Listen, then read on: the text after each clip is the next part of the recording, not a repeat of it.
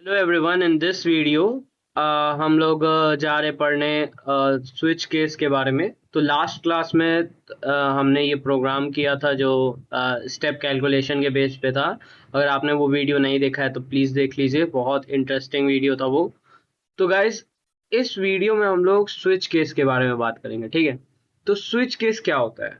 Switch case के मदद से हम लोग केस बेस्ड, मतलब स्विच केस क्या करता है, जैसे इफ एल्स होता है ना, इसको और इजियर बना देता है। जैसे कि मान लो इफ एल्स में तो क्या होता था कि ये होगा या ये होगा, बस दो कंडीशन लग सकता था, या चलो एल्सिफ एल्सिफ लगा के तीन चार पांच कब तक करते रहोगे, थोड़ा बोरिंग हो जाएगा। तो इसको इंटरेस्टिंग बनाने के लिए हम लोग जितना नंबर ऑफ, मतलब कंडीशंस करना है, अगर मान लो 10-15, तो उसका एक इजी सॉल्यूशन ये होता है स्विच केस, ठीक है। तो चलो पहले हम एक क्लास बना लेते हैं, ठीक है। तो इसका नाम प्रोग्राम 2 रखते हैं, ठीक है। तो प्लीज गाइस, अगर पिछला वीडियो नहीं देखा है तो देख लो, बहुत अच्छा वीडियो था। तो उससे क्लैरिटी थोड़ा और हो जाएगा इफ एल्स के बारे में। तो गाइस, ये यहाँ पे हम लोग स्विच केस के बारे में देखेंगे, और नेस्टेड इफ भी अगर पॉसिबल हो तो देख लेंगे, ठीक है। तो हम लोग का कुछ प्रोग्राम है, जो हम क्वेश्चन से सीधे स्टार्ट करते हैं, ठीक है। तो क्वेश्चन है ये कुछ ये वाला। तो क्वेश्चन क्या कह रहा है कि write a Java program using switch case to print the corresponding days of number. तो ये क्वेश्चन थोड़ा बेसिक वाला है, बिल्कुल। मतलब हम लोग अभी, तुम लोग मोस्टली, आप लोग तो स्विच के मतलब वाइल लूप ये सब के बारे में नहीं जानते होगे, तो उस बेस पे भी, पैटर्न्स के बेस पे आ जाता है कभी कभी।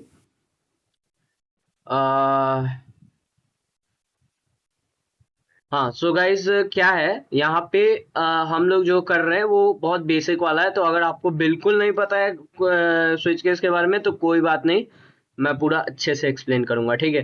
तो यहाँ पे बोल रहा है कि बेसिकली स्विच केस हम लोग को नंबर ऑफ डेज के बेस पे देना है। मतलब वन, अगर कोई बंदा बोलता है कि वन, तो उसको मंडे आ जाना चाहिए आउटपुट में, ठीक है। टर्मिनल बॉक्स में मंडे दिखाएगा। अब मान लो 7 देते हैं तो संडे दिखाएगा। अगर मान लो 3 देते हैं तो क्या दिखाएगा, वेडनेसडे दिखाएगा। तो ये जो चीज है, ये कैसे पॉसिबल है? ये स्विच केस से मदद से, इफ एल्स के भी मदद से हो सकता है, ये नहीं कि नहीं हो सकता है। हम लोग इफ डालेंगे, इफ मान लो कोई भी एक वेरिएबल में इनपुट करवा लेंगे, ठीक है। इनपुट जानते ही होगे। और उसके बाद फिर हम लोग मतलब देख लेंगे, जिसमें मतलब वन होगा तो थोड़ा, लेकिन लेंदी हो जाएगी, ये थोड़ा इजियर हो जाता है, ठीक है। तो यहाँ पे हम लोग स्टार्ट करते हैं, ठीक है।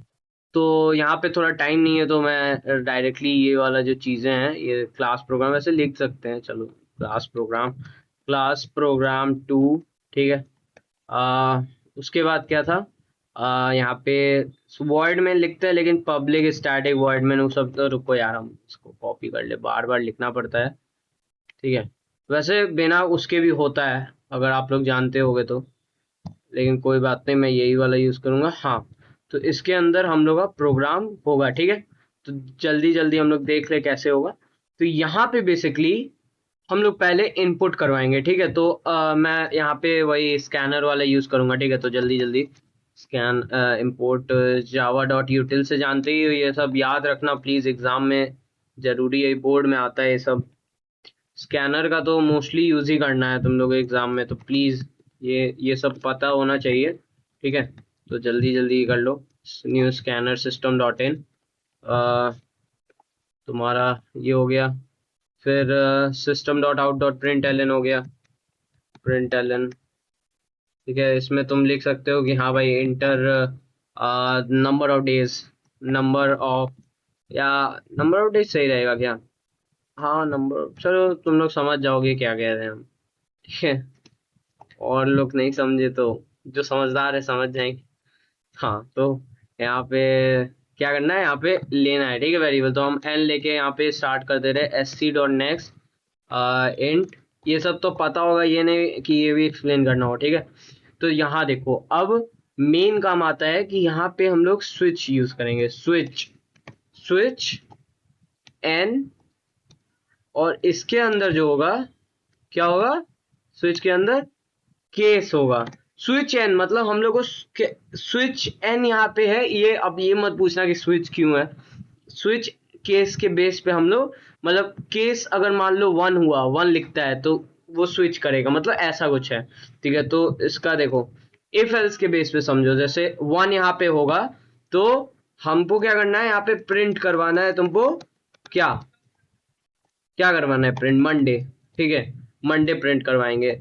ऐसे ही यहाँ पे, लेकिन इंपॉर्टेंट बात देखो, ब्रेक का शायद तुम लोग जानते होगे ब्रेक क्या काम करता है, 9th में भी पढ़ाया गया है कि ब्रेक बेसिकली क्या करता है कि वो जो जैसे एक केस का तुम्हारा प्रोग्राम मतलब हुआ, ठीक है, वो उसको एग्जीक्यूट करेगा, लेकिन वो नेक्स्ट को नहीं करेगा, मतलब समझे, ब्रेक करके, मतलब मान लो तुम्हारा ये तुम लोग बेटर, हम रुको गूगल पे ही तुम लोग डिफिनेशन अच्छे से समझोगे, और हाँ रुको।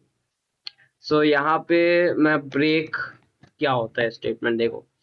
सो you can use break statement to end processing of a particular level with the switch statement. ठीक है, तो देखो मान लो अगर हमको केस 1 ही करवाना था एग्जीक्यूट, तो वो केस 1 ही करेगा, ये नहीं कि भाई दूसरा भी कर देगा, है ना, ये नहीं। इसका है कि एक प्रोग्राम एक केस हुआ, मतलब स्टेप बाय स्टेप, इसलिए ब्रेक को बीच में हमेशा लगाया जाता है कि ये नहीं कि दूसरा भी एग्जीक्यूट हो जाए, ठीक है, तो गड़बड़ हो जाएगा ना, तो वो चीज है। ठीक है, तो हम जानते हैं, समझ गए होगे, समझदार हो तुम लोग। ठीक है, तो यहाँ पे ब्रेक यूज करना है, हमेशा याद रखना, ठीक है, ये भूलना नहीं है। ठीक है, अब नेक्स्ट अब नेक्स्ट तुम्हारा क्या है यहाँ पे, रुको, हम्म केस 2।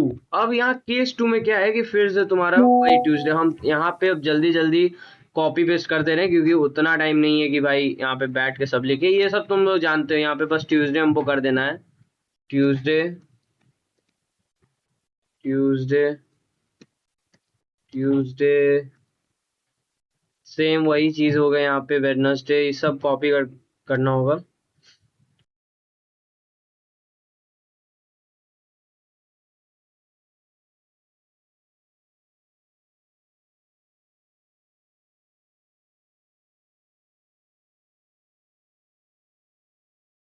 केस 7, ठीक है, और यहाँ पे यूजर अगर 7 दिया तो संडे आ जाएगा। अब यहाँ पे मेन चीज क्या है, डिफॉल्ट। डिफॉल्ट का क्या काम होता है कि मतलब ये फालतू, मतलब डिफॉल्ट के लिए, मतलब लिखोगे नहीं तब भी कुछ होगा नहीं, लेकिन लिख लेना चाहिए। ठीक है, कि मान लो अगर कोई एरर हो गया, कुछ मतलब कोई केस ही मैच नहीं किया समझो, मतलब मान लो 7 से जगह 8 डाल दिया, तो क्या डालना होगा उस समय, कुछ तो आएगा ना, ऐसा नहीं कि खाली छोड़ देना है। तो उसमें आ जाएगा कि हाँ भाई, देयर इज एरर, बस। ठीक है, बता दो कि एरर है, बस काम तमाम हो गया। ठीक है, तो ये हो गया तुम्हारा केस और ब्रेक। ब्रेक का बहुत जरूरी है, हमेशा याद रखना, केस जब भी यूज करो तो ब्रेक करना है, हर ब्रेक डालना होता है। ठीक है, यही सब है। तो अब देखो अगर मैं कंपाइल करूँ यहाँ पे, ठीक है, या तो नो से टेक्स्ट एरर दे रहा है, इसको मैं मिनिमाइज करूंगा, यहाँ पे आऊंगा और दूसरे प्रोग्राम को ऐसे मैं रन करवाऊंगा।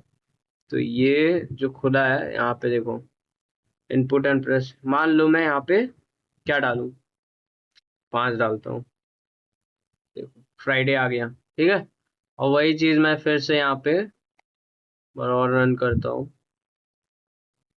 तो देखो नंबर और डेज पूछ रहा है, तो मान लो अगर मैं यहाँ पे 8 डाल दूं, तो देखना क्या बोलेगा, देयर इज एरर। ठीक है, तो यही चीज होता है